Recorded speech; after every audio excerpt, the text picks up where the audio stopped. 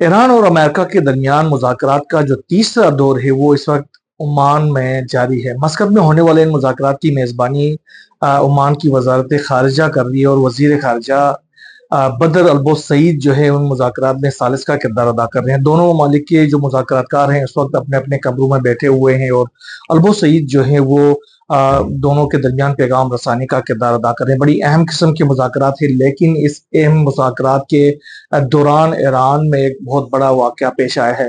Iran के अहम तरीन सूबे हॉर्मुज़गान के जो अहम जो बंदरगाह है बंदर अब्बास, उसमें एक बहुत बड़ा धमाका हो गया। ये धमाका इतना शदीद था कि उसकी जो शिद्दत है वो तकरीबन कई मीलों दूर तक सुनाई गई, जबकि 1 किलोमीटर के रेडियस के अंदर उस धमाके के नतीजे में तबाही फैली है। मुख्तलिफ इमारतें उनको नुकसान पहुंचा है, शीशे टूट गए हैं, जबकि गाड़ियां जो थी वो तबाह हो गई हैं।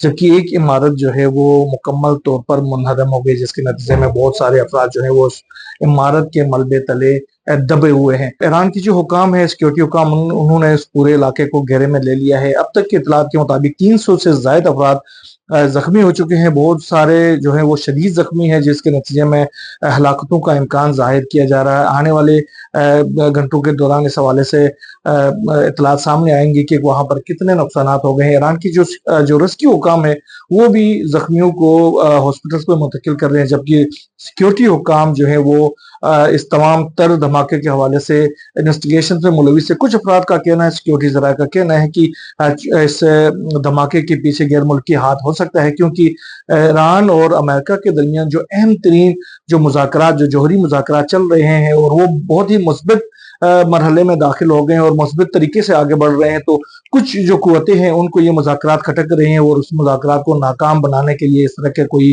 जो ऑपरेशन है वो कर सकते हैं।